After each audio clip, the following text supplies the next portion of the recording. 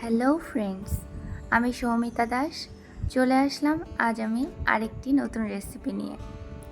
রেসিপিটি হলো ডালের বড়া দিয়ে কচু শাক। চলুন তাহলে দেখে নেওয়া যাক কী কী উপকরণ লাগছে।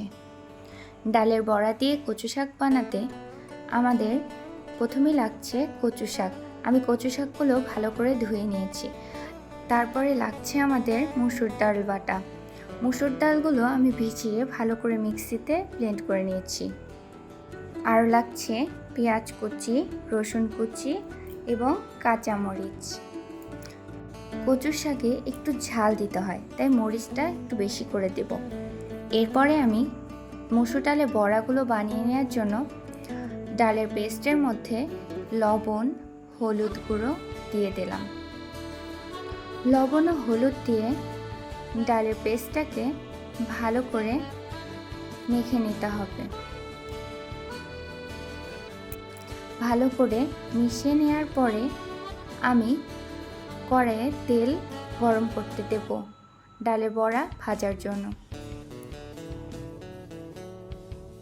তেল গরম হয়ে গেলে আমি এক এক করে ডালের বড়াগুলো তেলের মধ্যে ছেড়ে দেব, দিয়ে উল্টিয়ে ভেজে নেব।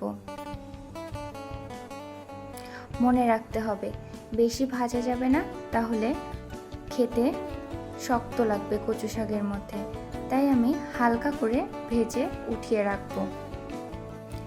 দেখুন আমার বড়াগুলো ভাজা হয়ে গিয়েছে এবং কালারটা এমন এসেছে। বেশি ভাজা যাবে না, হালকা করে ভাজতে হবে। এরপর কড়াইয়ে তেল গরম করে আমি জিরা ফোড়ন দিয়ে দিলাম। জিরা ফোড়ন দিয়ে তার মধ্যে কাঁচামরিচগুলো দিয়ে দিলাম। তারপরে একটু ভাজা ভাজা হয়ে গেলে আমি এর মধ্যে পেঁয়াজ দিয়ে দেব।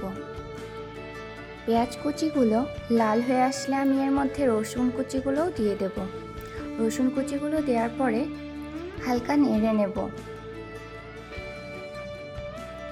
এরপর এক এক করে আমি হলুদ গুঁড়ো, স্বাদ মতো লবণ, মাংস মশলা, জিরে গুঁড়ো এবং শুকনো লঙ্কা গুঁড়ো দিয়ে দেব। তারপরে ভালো করে নেড়ে নেব। একটু ভালো করে ভেজে নিয়ে তারপরে আমি এর মধ্যে কচু শাকগুলো আস্তে আস্তে করে দিয়ে দেব। কচু শাকগুলো ভালো করে নেড়ে নিয়ে এর মধ্যে আমি হালকা জল দিয়ে ঢাকনা দিয়ে ঢেকে দেব।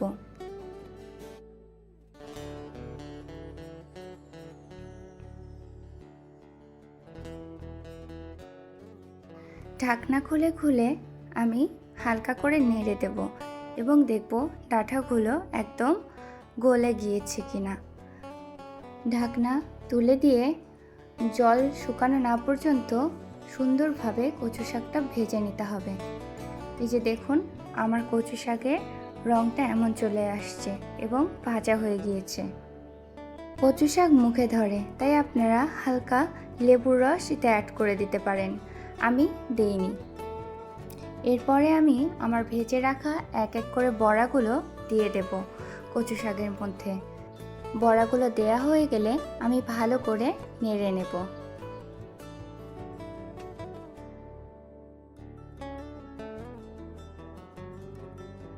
সামান্য জল দিয়ে তার মধ্যে কর্নফ্লাওয়ার মিশিয়ে আমি কচু শাকের মধ্যে দিয়ে দেব। তারপর একটু ভেজে নেব। সামান্য একটু চিনি দিয়ে দেব। কচু শাকে একটু চিনি দিলে খেতে ভালো লাগে। চিনি দেওয়ার পরে হালকা একটু নেড়ে চেড়ে নামিয়ে নেব। ব্যাস, তৈরি হয়ে গিয়েছে আমার ডাল বড়া দিয়ে কচু শাক। আপনারাও চাইলে এভাবে কচু শাক চট জলদি বানিয়ে নিতে পারেন ডাল বড়া দিয়ে। আমার ভিডিওটি যদি আপনাদের ভালো লাগে তাহলে অবশ্যই একটা লাইক দিয়ে দেবেন এবং পেজটিকে অবশ্যই ফলো করে রাখবেন। ভিডিওটি এতক্ষণ দেখে আমার সাথে থাকার জন্য আপনাদের ধন্যবাদ।